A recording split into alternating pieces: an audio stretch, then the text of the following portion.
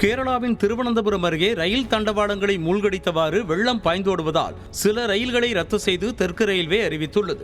மலைப்பகுதிகள் மற்றும் தாழ்வான இடங்களில் உள்ள ரயில் தடங்களில் வெள்ளப்பெருக்கு பாய்ந்தோடுவதால் மக்கள் திட்டமிட்ட பயணங்களை மேற்கொள்ள முடியாமல் அவதிக்குள்ளாகினர்.